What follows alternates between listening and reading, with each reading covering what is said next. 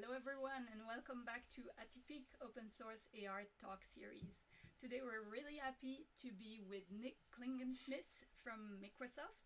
Nick will talk about Stereokit, the open source mixed reality engine built on the shoulders of OpenXR.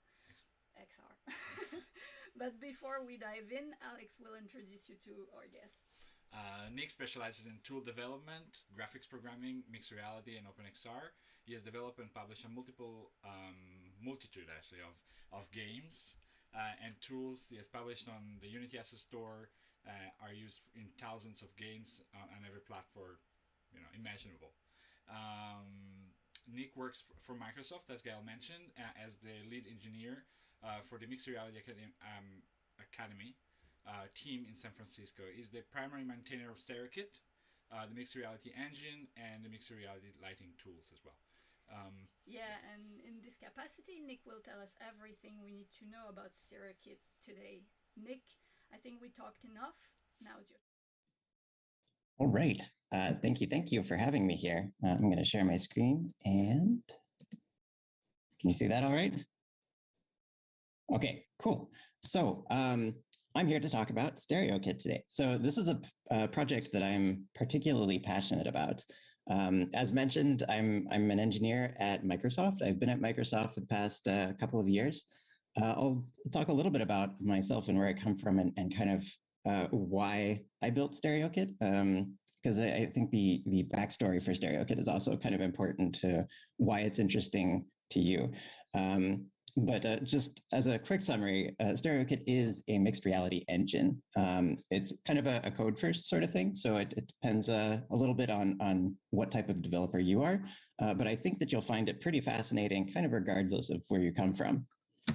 So first, my background here. So I actually come from a couple of different places. One of them is game development. I spent my whole life dreaming of making games. And I kind of started around 12 or 13 building game engines from scratch. Back then, there was no such thing as like a pre-built game engine. So you had to do things from scratch.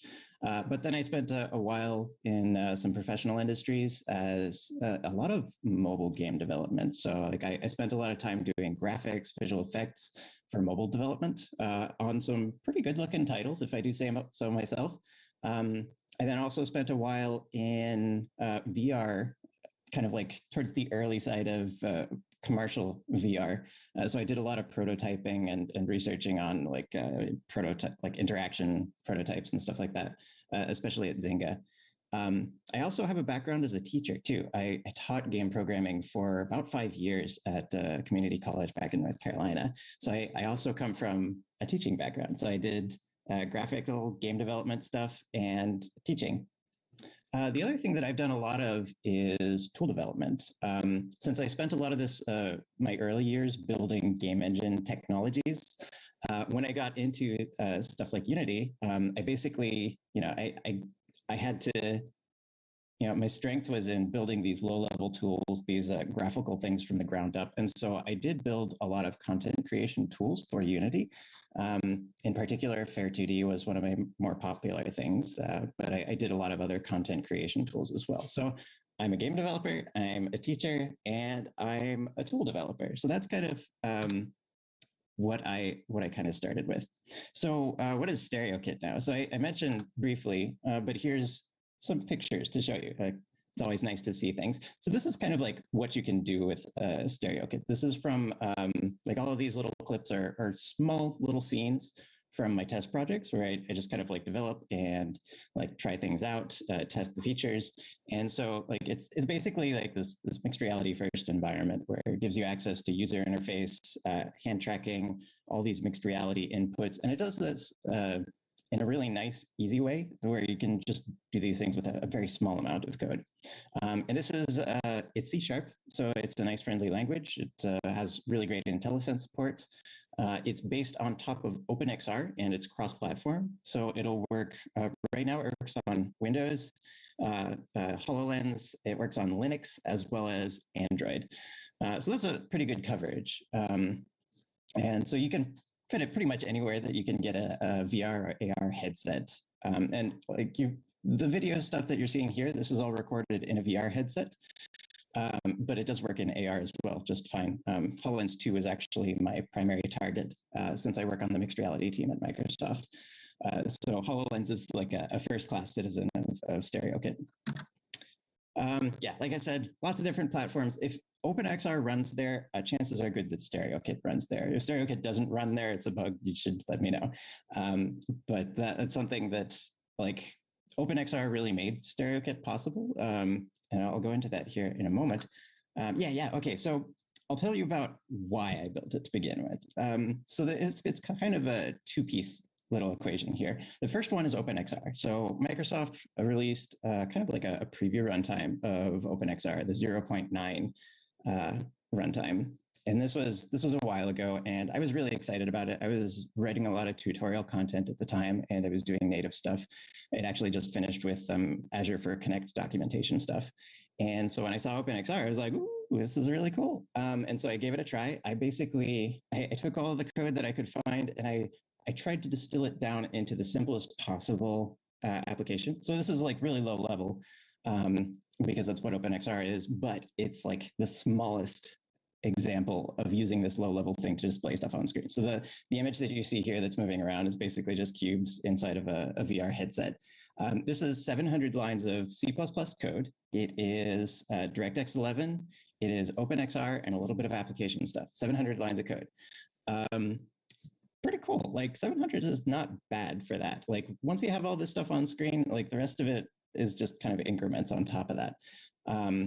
But the thing that really caught my attention when doing this was that it deployed to device in like 5-10 seconds. And coming from a game engine and like deploying to HoloLens, deploying to HoloLens is not a short thing. Like that doesn't happen in 5 to 10 seconds. That's like a 5 to 10 minutes sort of thing. And so experiencing this where I could take an OpenXR application and deploy it to my HoloLens in 5 to 10 seconds was like, so this is what it could be. Oh, I think my headset went to sleep. Don't mind me. Is it coming back? Like whenever the headset falls asleep now, it kind of switches displays. Come on. Okay, maybe it's hiding somewhere. Here we go. Yes. Okay, there we go. Anyhow, so, oh no, PowerPoint froze. That's what it is. Okay. Well, anyhow, I'll finish the slide and then I'll come back to restarting PowerPoint. So, yeah, like this 5 to 10 second deploy time was pretty amazing, and I really loved it. And so I basically, like, this was kind of the foundation of why I wanted to create Stereokit. The second one was that in 2019, I basically spent most of that year traveling around to customers and helping them port their applications from HoloLens 1 to HoloLens 2. This was around the time of HoloLens 2 launch. And this was actually kind of a tricky sort of thing to do. It was not a simple process to port from HoloLens 1 to HoloLens 2. And I got to see everybody's frustrations with doing this development within a game engine. Like, not just my own. Like, I had my own personal experiences. I had previously done mixed reality lighting tools, as well as some spectator view stuff. And those were very painful experiences for me. But then also being able to see everybody else's painful experiences deploying to these mixed reality headsets, it was just like, oh my God, this is brutal. And so, like this image on the right here, this is a view from my hotel in Japan. Like Japan was kind of around the point where I was like, oh man, like I just need to dig in on this OpenXR stuff. So like that hotel in Japan was probably where I wrote some of the first lines of Stereokit code. So that was kind of the origin, like just seeing all these problems and saying like OpenXR seems to solve some of these things, and I could probably do better if I like did the right things. Okay, so now I'm gonna have to uncrash this. Oh, okay. Oh, that wasn't too bad. Okay, so the trick then is that, okay, so if I'm going to build something from scratch using OpenXR, this is going to be, like, that's a big project. Like, how do you make something that compares to a game engine as just like your own thing or as a small team or whatever. Like Unity and Unreal are thousands of people over years of work. And so like you can't really compete on that on solid, like a level playing field. So I had to say, like, does it make sense for me to do this? And if it does make sense for me to do this, how can I do this in a way that it makes sense for other people to use?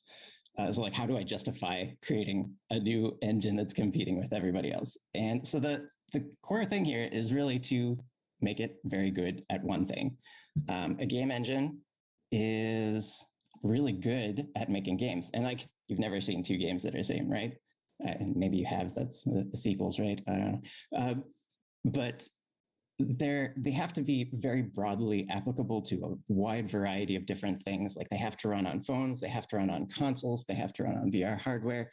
You know, like they're kind of like general purpose graphical engines. And so if I sit down and say, I'm only doing mixed reality, this is something that I can scope to, and it's much more achievable.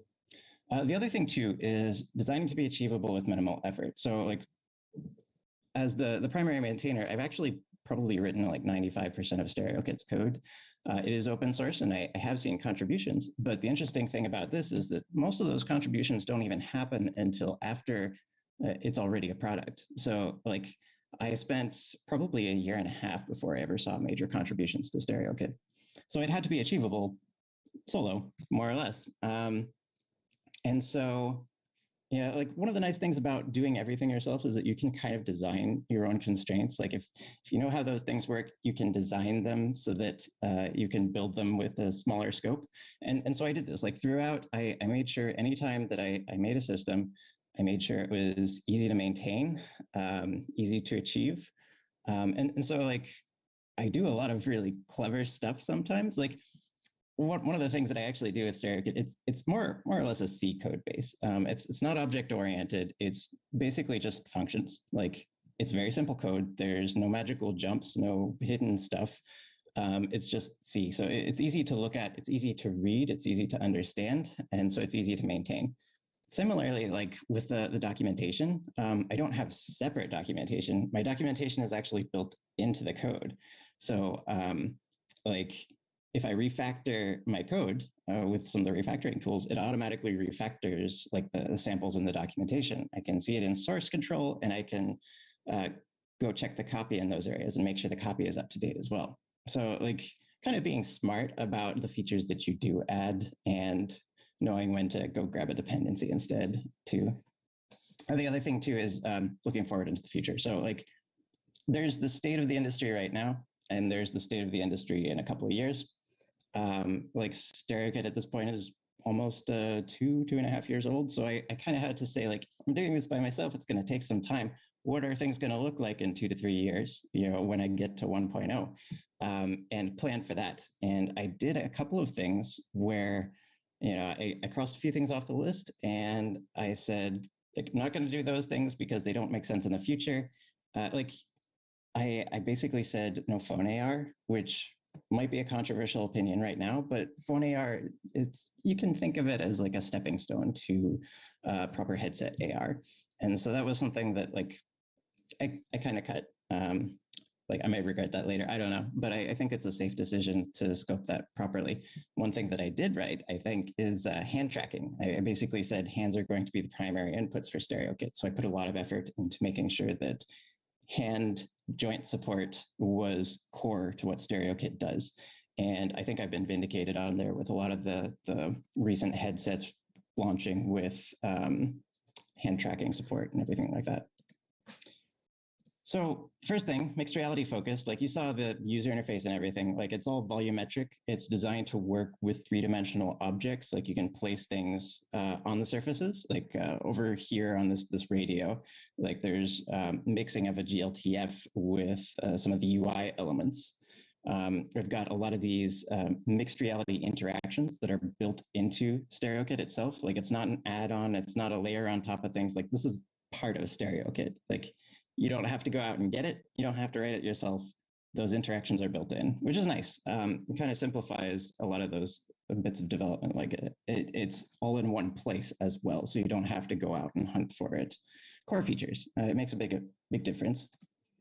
And then all these mixed reality stuff, like these features are kind of important when you're building a mixed reality application, and having them built in is also really important. So things like, you know, eye tracking or world meshing, like these are basically like one line of code in Stereokit. Makes it really, really easy to do this stuff. Allows you to focus on the parts that you're interested in creating, not like solving these. I guess they're fun problems if you're into that kind of thing, but for most developers, you get more practical concerns.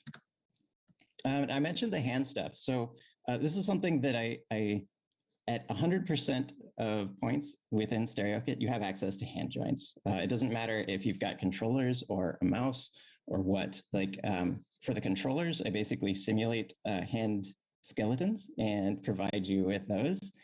For the mouse, I do the same thing. I just animate between a couple of different gestures based off of which buttons are pressed.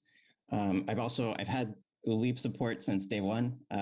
Leap motion controller stuff is amazing, and I pretty much rock that for most of my development. So hand tracking support is very core to Stereokit, and you always have access to hand joints. Keeping things simple. So part of the focusing thing was like, who's my core audience? Like you kind of have to sit down and say, like, who am I building this for? And one of the big things is, when people come into a game engine, there's a lot of stuff to learn. If you're coming from game development, you're already familiar with these tools, you're comfortable there, and maybe you know them really well. So, but especially with HoloLens development, a lot of the people that I was working with came from like enterprise or education or places that weren't necessarily game development. And so they weren't familiar with all of these concepts that game developers already were. And so keeping like all the hard parts invisible and keeping the API itself very simple really helps people to learn to get used to the environment. So here's two examples. Like, you don't have to read the code here, but what's important about them is kind of the size of it. So this top one here, this is the whole application. This is all of the code in this application. It initializes Stereokit, it loads a model from file, and then every step of the application, it draws that model, and then it shuts down. So this is what you get. Like, this is the application. You can see, like, you've got this environment, you've got the hands that are being displayed, like all of that comes by default. And then doing that drawing is really, really simple. Similarly, the second one down here, this is a small user interface, and it's just a little window, and it does like just a pair of buttons. It's a very simple interface, but because it's a simple interface, it should be simple code. So here's kind of the code for this. You begin a window, and then you have a button. Button returns true if it's been pressed for that particular frame. So you say if UI.button, then exit. It's that simple to do user interface. Like, this is something that I've carried throughout the whole API. I've kind of tried to say, like, everything should be doable with like 1 or 2 lines of code. It should not be like these long chunks or anything like that. It should be really basic. It should be really easy, very simple to look up and understand. Now, I also mentioned, so at the start, this is like the code first approach. Stereokit does not actually have any sort of user interface. It is code first, code the whole way through. You can kind of mix in some other tools like Maquette or whatever, but they aren't kind of like first-class citizens. They don't have these tight integrations. Stereokit is about code. And this is actually fine. Like, a lot of people hear that and they kind of get a little scared by it. But in a lot of cases, like in my experience as a game developer, even most games that I was working on, the editor interface was not something that I used.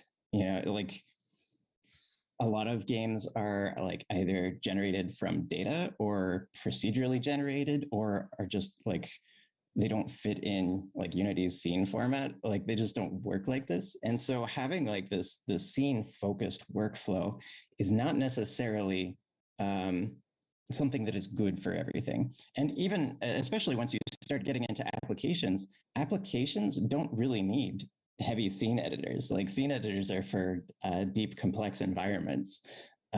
What applications really need is good user interface tools. And so like that's why I have like that simplified UI stuff. It's really easy to make a user interface in Stereokit. Like it's so short. But then the other thing that also kind of comes with this code first approach that isn't necessarily obvious right away is that it simplifies the relationships in your project. So like in a game engine, you'll have like a game object, and that game object has like a scene hierarchy. Maybe it's got child objects or parent objects that it's related to. Then it has a list of components on it. And then like each component is a different script. And then these scripts are kind of linked together with these properties. Like maybe you drag in the transform from one property to the other, and then you have the code on top of that. And so this becomes a complex relationship between many different things, most of which are not necessarily code. And so like with code, we have great exploration tools. You know, you can go to definition, find all references, stuff like that. But once you get into these complex relationships with non-code assets, that becomes much more difficult to parse, to follow with a debugger, and find issues with. And so it's more complex. It's tougher to work with. It's tougher to conceptualize. And so with code, you can basically take all of these things and condense them down into a single piece. So like this example right here, this ruler right here is just this code. Like that's it. Like I can take this code, copy and paste it. I can send it to you in an email. I can post this on a forum. This might even be in the doc somewhere that you can just grab and add to your application. But like this is, you know, it's shareable in a complete fashion, which is really, really nice. You still kind of have to mix in like assets, art assets every once in a while. But for the most part, like the relationships in a code first approach here are much, much simpler. Another thing, documentation is important. Everybody's looked at documentation, and it makes it's a really big deal. So Stereokit treats documentation as a core feature. Now, I mentioned that like the documentation is part of the code, and you can kind of see that here. So on the right side, like this is a chunk of code from the project. Like it's actually, you know, it's stuff that I run. I look at it just about every day, and you know, I embed comments in it, a little bit of markdown and flavor text, just to help with parsing. And then I have an application. It goes through all of my code. It scrapes out all of this markup text and stuff like that, and then packages it into a documentation page. And so on the left side, you can see over here, this is the documentation that's generated from this code. You can even see like this is some of that live code embedded as a sample. There's the text that you can see in the comments, and this is actually a screenshot of that code running. So you can look at this and say like, okay, this code is guaranteed to compile and run and work, and this is the result of that code. And so you can look at it and judge like, is this what I'm interested in? You can say, does this even work? And it's guaranteed to be up to date. You know, you really need quality documentation to learn this stuff really well. You know, Stereokit tries to be simpler, and then it tries to be easier to learn. You know, simpler API, good documentation for learning that API. And every once in a while, I'll do some like sample development stuff. So I haven't done this since, but I'd love to do more of this. I basically made a little demo for the release notes for version 0.3.1. And it basically just went through each of the new features and just made a small demo with all the major ones. And so you could kind of like look at the code. It was published on GitHub and everything. And you could just run through the samples and play with them, like do the interaction, look at the code, and it was great. It was, a lot of people liked it. I was very happy with that. It's a bit of work, so I don't do it all the time, but hopefully a little bit more often. At the very least, I always ship like sample code that still demonstrates. It just goes into the documentation. Okay, making it fun. So like, this is mixed reality.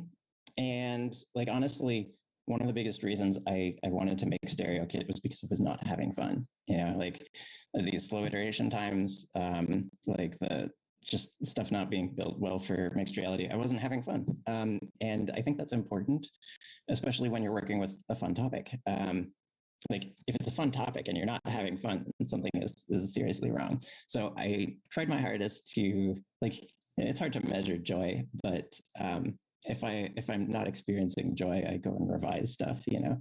And so like this is just a collection of stuff that I've built either as part of the documentation or as just little experiments of my own. Like I love doing procedural geometry stuff, a little bit of user experience, generating landscapes. Oh man, I love doing that. So yeah, I think most people that I've talked to have said that Stereokit is actually really fun to use, and that was on purpose, and hopefully it'll be fun for you as well if you give it a try. Yeah, and not just for games. So like I'm still kind of struggling, like how do I say this exactly? Stereokit is, like for me, apps are important. I come from games, so games are still kind of important to me too.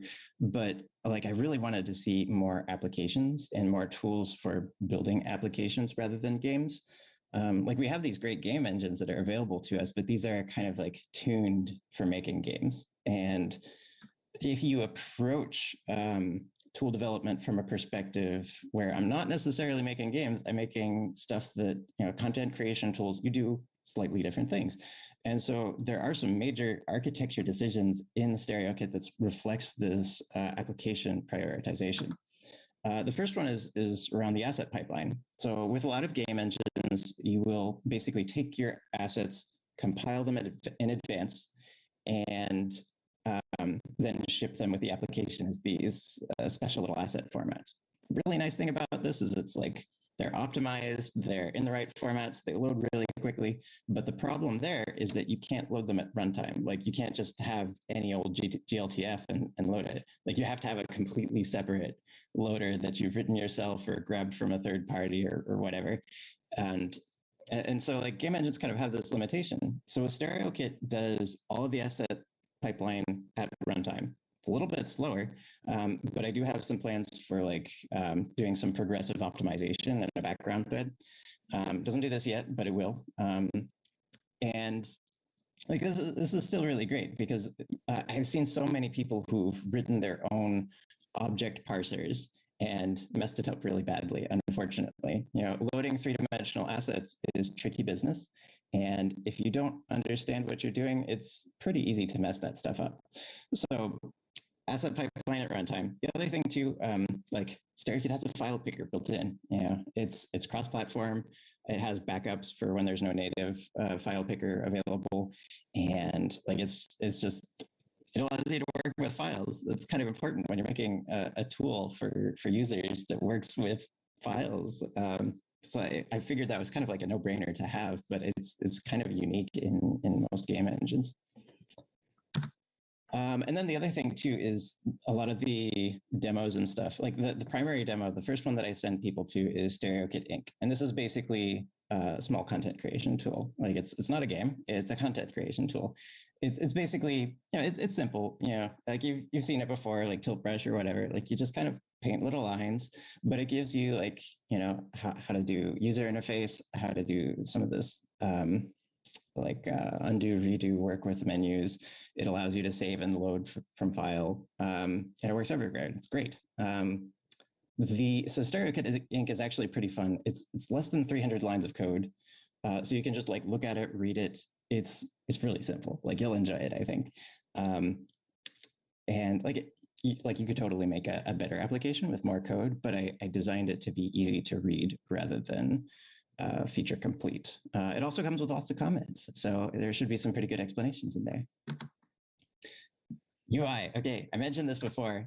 Here's kind of like a range. Like Stereokit actually does have a pretty big range of what you can do with user interface. Like it's something that I'm constantly working on because UI is a big problem. Like how do you solve general AI or UI? So like one big thing with game engines is again, they don't have any consistent UI. Like from one game to the next, the UI is completely different. And so it's very difficult to just like create a UI. You got to go grab something like MRTK to get something consistent that looks like the operating system or even behaves the same between two different applications. And so I wanted something that was kind of standardized, but a little bit customizable. And I do actually work with the MRTK team a little bit here. on the side just to kind of synchronize. Like Stereokit's user interface will look a little bit more like MRTK as time goes on. But it does focus on being a lot simpler to put together. Like you saw the code for that, like UI.button, you have a button right there. The layout stuff is automatic. One thing that I shipped recently was language stuff. So like the bottom left image here, this one right here, this is basically typing Cyrillic characters. And like you can get Japanese characters, you can get Unicode characters.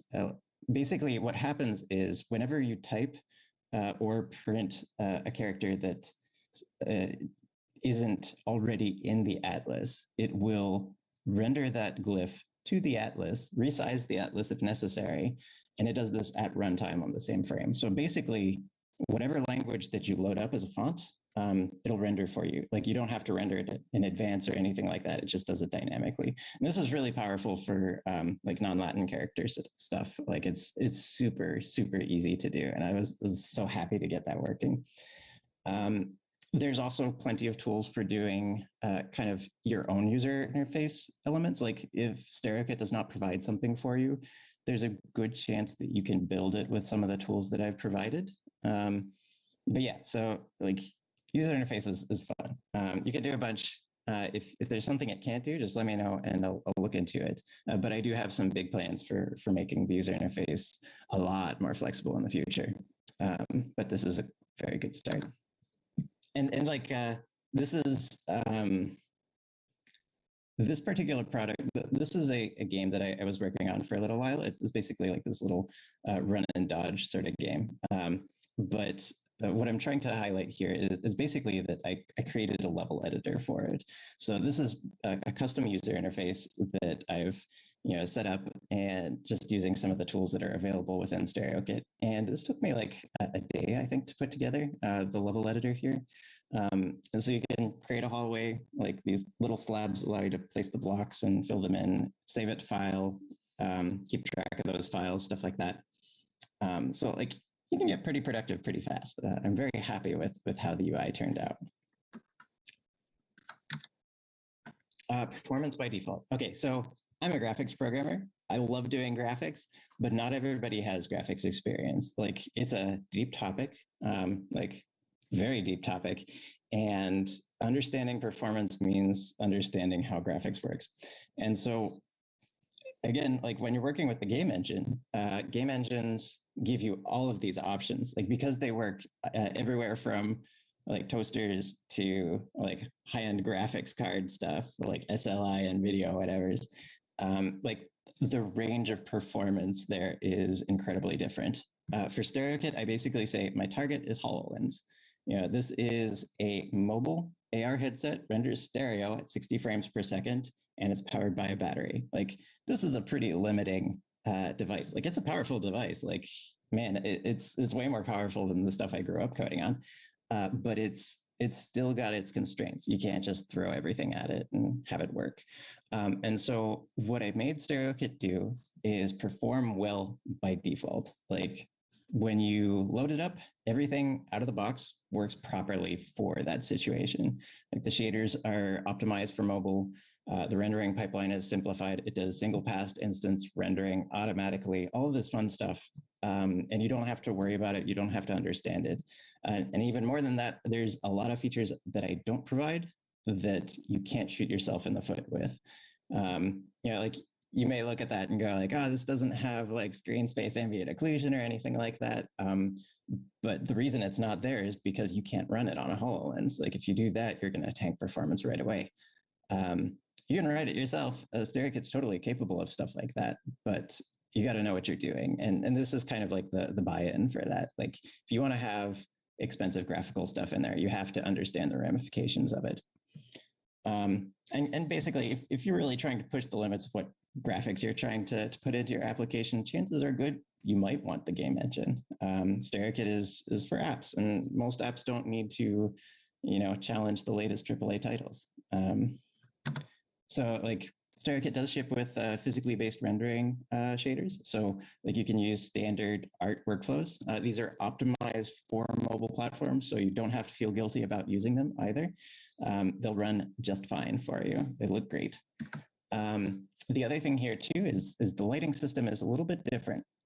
So Stereokit does not actually have dynamic lights built in. What it has is one spherical harmonic. It's basically this math construct that bakes in kind of like a lighting equation for the environment. So it's basically like a really fancy ambient light. And you can see here in this video, just using a small editor that lets me bake in a couple of different lights. And you can get some really beautiful lighting this way. The other thing that you will probably use a little bit more often is you can load up a cube map, and it will generate lighting based off of that cube map. And that'll give you like really realistic looking lighting, really smooth, beautiful stuff. So this is a really hard one to mess up. It almost always looks good, and the performance on it is incredible. As soon as you start getting into dynamic lights, like there's again a lot of opportunities to shoot yourself in the foot, and this covers most of those cases, the cases that you need for applications. If you do want dynamic lights and stuff like that, there are ways to do it. I do have some samples that show adding it to Stereokit, but again, this is something where you have to buy in and understand the ramifications of it. Now, like that's kind of like what Stereokit is. It does a lot of stuff. Like people already use it to build applications in production, which is really, really great. It's awesome. But it's still kind of a pre 1.0. So Stereokit is currently at v0.3.4. I use semantic versioning, and I try to avoid breaking stuff. But I am working towards 1.0. I think 1.0 may happen mid next year. We'll see. I am optimistic, but this is kind of a list of features that I'm kind of like, these are my must-haves for 1.0. First one is the like asynchronous self-optimizing asset pipeline. Like right now, it does not do this optimizing stuff in the background quite yet, but that's something that I'm very much looking forward to. I could do stuff like hot reloading for file changes and things like that with this. It's a nice feature. A general anchoring API. So this is for like world anchors or cloud anchors or stuff like that. You can do a lot of anchoring stuff with Stereokit already, just kind of with APIs on top of Stereokit. It behaves just fine with them. But I really want to have something that hooks in with a much broader range of stuff. And this is something that I've been hoping that OpenXR might release more interesting anchoring extensions. And like if those come out sometime soon, like I would probably jump on them. There's not a lot of them at the moment, and so I've kind of been like, if I wait a little bit longer, will they pop up? But yeah, it's good as is. I can probably dive into this early next year. GLTF compliance. GLTF has been at the core of Stereokit for a very long time. It's already quite good. It does like skinned animation. It does like all sorts of different configurations of GLTF.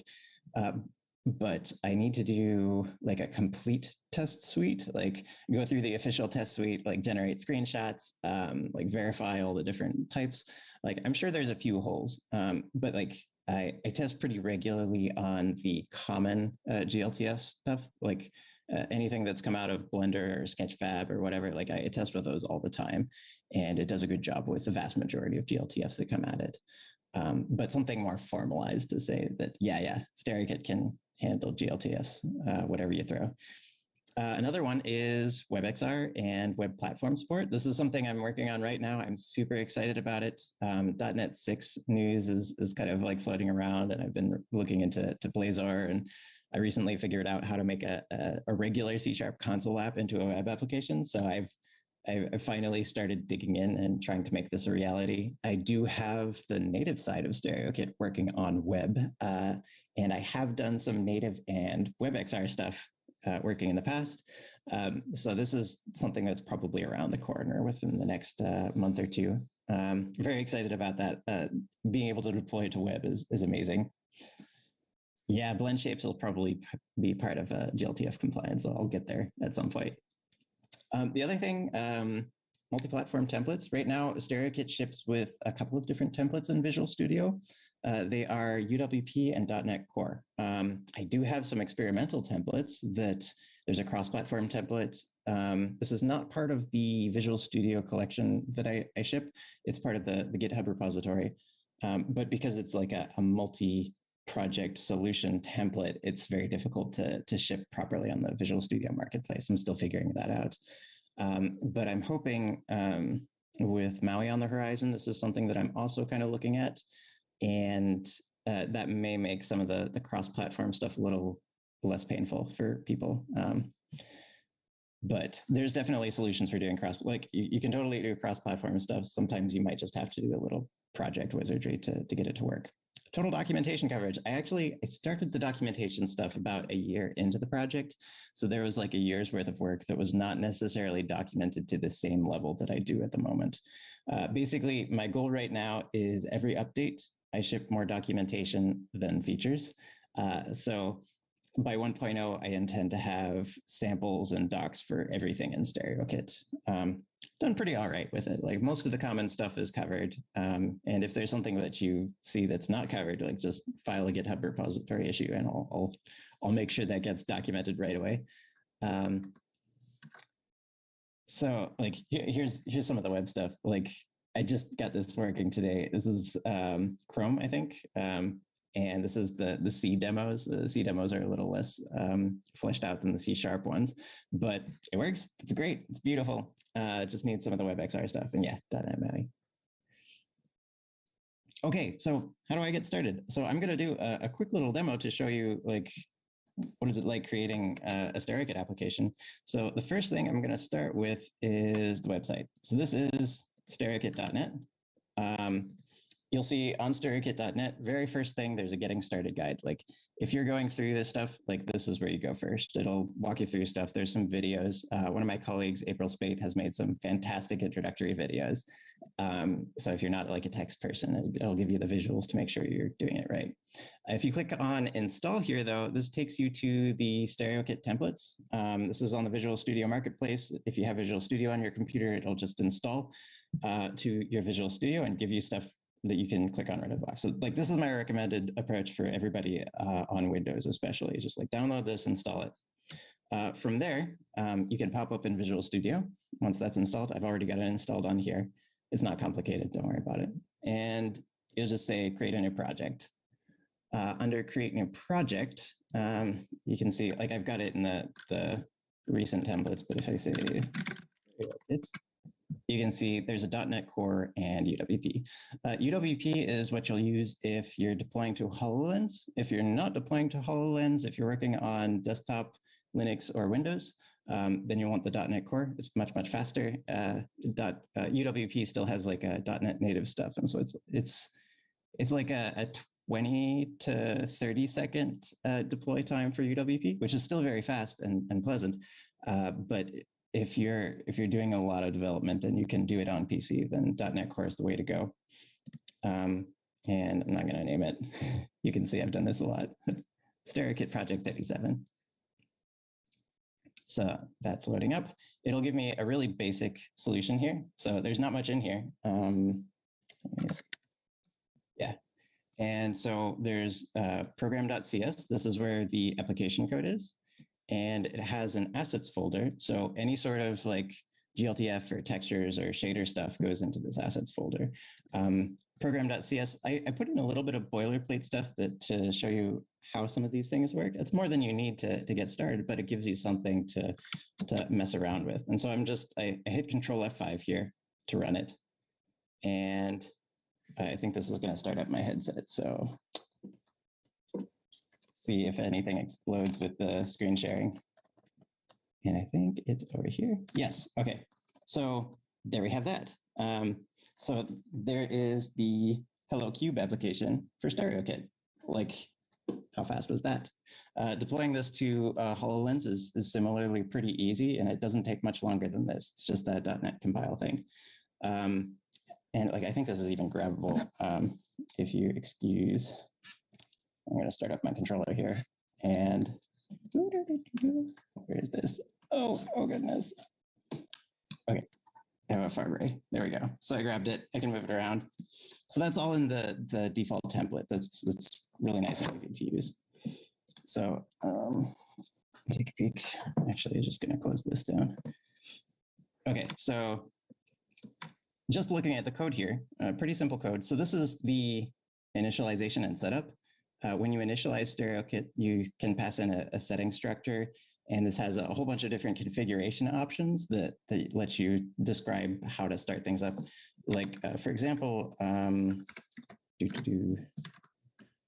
display preference equals flat screen. So if I do this and I run it again, then this will display in a flat screen simulator. And this is really nice for development because you don't have to put a headset on and off. It gives you like options for moving around, stuff like that.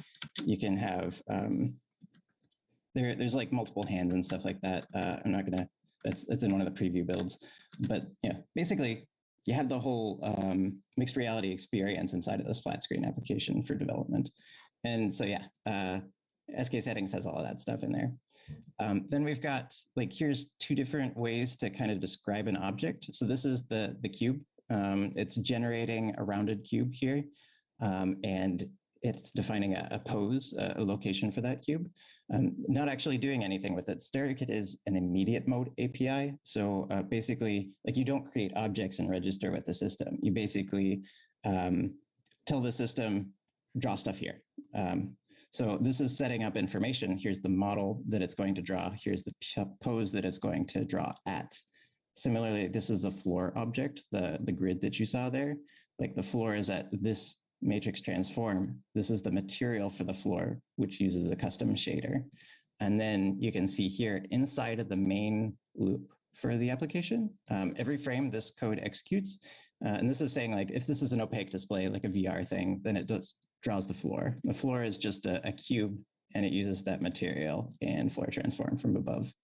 Then the cube there, the rounded cube, just draws at the pose that was provided. Just draw the cube there.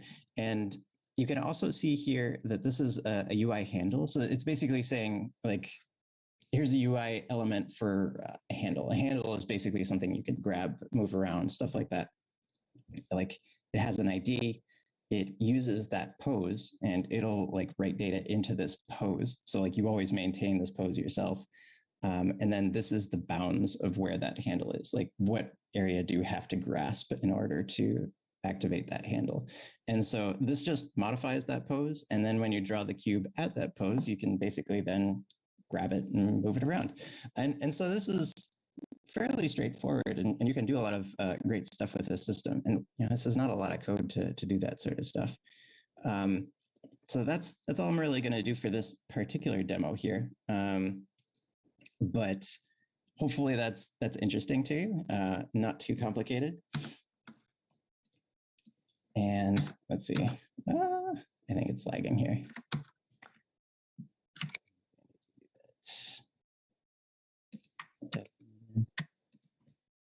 Almost. There we go.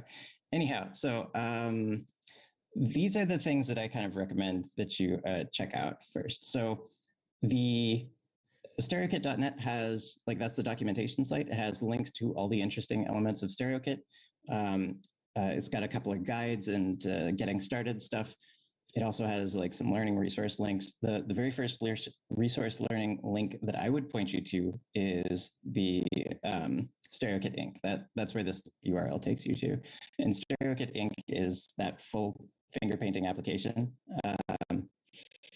that just lets you draw stuff. And it's very short, it's very simple. There's also another one where I basically go through the Bing Maps API and grab some terrain from the Maps API and display that on, like, a little pedestal map thing. And so that's a little bit deeper into the graphics system where you do some interesting stuff there. So those are kind of like the first two tutorials I might point you towards, but there's a lot of other stuff out there that's floating around on the docs. So definitely Stereokit.net. And that's about it. We do have a Stereokit hackathon going on for the month of November here. So there's still maybe a couple more weeks of that. If you check out aka.ms/StereokitHack, there's like $6,000 worth of prizes for that. We're mostly interested in seeing how people use it and what we can do to improve it. So if you've got some spare time and Stereokit looked interesting, please check out the hack. That would be really helpful to us. And then I'm on Twitter at Kojaku, and hopefully my talk has been helpful. So I'll finish with that. And if you guys have any questions that are not about blend shapes, then I would be happy to answer them.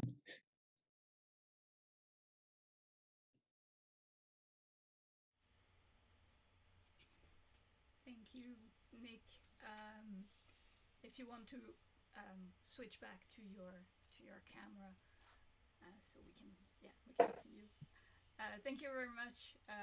I feel that your past experiences as a teacher inform a lot of how you build the the engine. Is really interesting, and it's really nice to see how you made it so simple for everyone to be able to use it and to add to it. Yeah, I really hope that someday I get to teach a class based off of Stereokit. I really wish this was a tool that I had around for when I was a teacher. Yeah, that would be great. Yeah, we would love to see that. Yeah, it would be awesome. Yes. These days. Yeah, I mean, it's I mean, from our side, it's like we play with it a bit, and we really like the documentations. It's great. I mean, like I know that you're writing it, so it's like, but it's great. I mean, like it's one of this open source project where the documentation is really good. So it's like yeah, I'm super glad to hear that. There's a chance I may be doing a presentation specifically on the Stereokit's documentation at some point in the near future. I think it's something that I would love to dig into more. I would love to see more people do documentation this way. I actually kind of stole the format of my documentation from web APIs. Like when you have a web API and it works with JavaScript and REST and stuff like that, then it's really easy to basically like embed examples of your API that you can execute in your documentation. And that is like, I saw that a while ago, actually, like one of these events, API Craft San Francisco, and like I fell in love with it. It was like, oh my God, that's amazing. How do I do this with my own stuff, which is not web-based? And I think I'm happy with how far I've gone. One of the things I am excited about with like WebAssembly and WebXR support is that I might be able to embed some of those live samples. So yeah, it only gets better from here.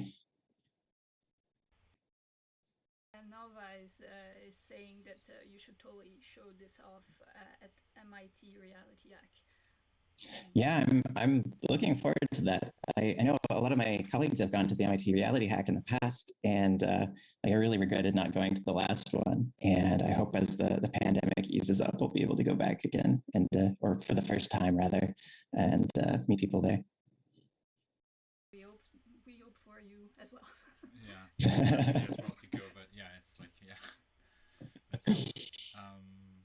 you ask it because it's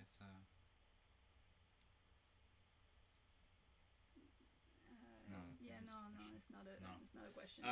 Yeah, another Nick asked about do you, in the future, do you think you will support we probably spoke with each other about this before not being streamed. So do you think you will support any other file, I mean like 3D format in the future, or I know GLTF, it's I saw the roadmap.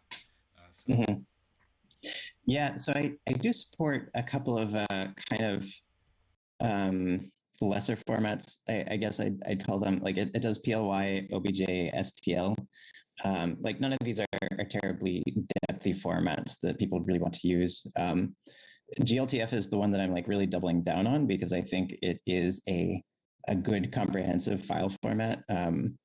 And basically you can describe entire scenes. Like Maquette is a really great example of this, where you can go into Maquette, build your entire scene, bring that into Stereokit, and kind of like treat that as an environment, which is really nice. I think like in the future, there's a couple of others that I think would be really nice to have. USDZ seems like a pretty popular one at the moment, but I like for this sort of thing, I don't really want to get into the business of writing an importer myself. So like I have there's a really great library called CGLTF, and this is what I use for my GLTF loader. It's a really good base for importing stuff, and I have not found a good equivalent for USDZ. There's a couple of things there, but they didn't quite meet my bar yet. It's possible they may come eventually, but I'm probably not going to really prioritize that until something looks really good in that area. We'll see. Yeah. Okay. Yeah. Awesome. Yeah. I mean, yeah. Awesome to hear about the USD. It's. I think it's. It will. Well, there are other editors that. I mean, it's will be interesting to see the future. Porting interfaces, UX design in some other ways, and then bring it inside. Like in and use Stereokit then to create the interactivity part of it. It's like it's. That's that. We look forward for that actually. Really. Yeah. I think it's. Yeah. No, it's we can joke about FBX. Yeah, I actually, I had some partial FBS support earlier on, and I actually took it out after a certain point. The API that I was using, like, again, I don't write FBX loaders myself, but the library that I was using was not in the style that I like to work with. And on top of that, like, FBX is kind of this old file format with kind of like questionable decisions in it. And when I was trying to like take the data from the FBX file and convert it into something that I could display, that was just like, none of this is good. None of this is wonderful. Like, in order to write this properly, it's going to be a ridiculous amount of work, and it wasn't really worth it. I don't think it's worth it. I'd rather have people converting to GLTF instead, where the standard is actually very good. The specifications are fantastic, and you know what you're going to get. Yes, for sure about FBX. Yes, I mean, like it's. Yeah. There's some weird stuff in FBX files. It's pretty. Yeah. I think it is. Anyway, it's an old format. Let's call it this way. Yeah. It's just, probably there are a lot of historical decision being made, and yeah. So I think.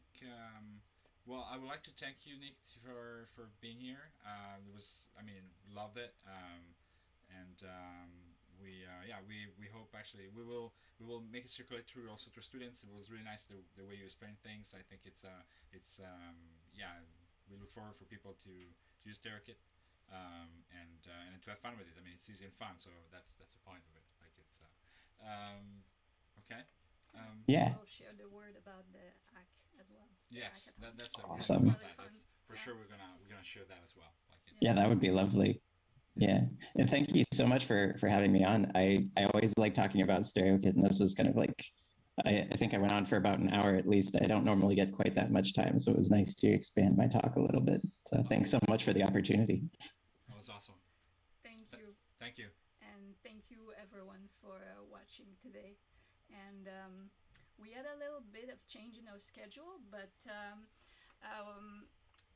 we will have 2 talks this week actually. The next one will be on Friday, November 26th at 5 p.m. Pacific time. Our guest will be Bastian Olesch. Bastian will give an introduction to the Godot game engine and provide a bit of history of his journey in the XR world. He'll also show you how to put together a simple AR game using the North Star headset. We would like to thank all of our partners for their support in this first open source AR Talk Series. And if you'd like more info on ATPeak and the lineup for the open source AR Talk Series, visit our website, atpeak.io.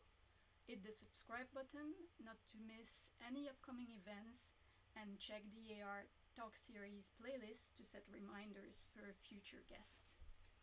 Thank you and see you soon!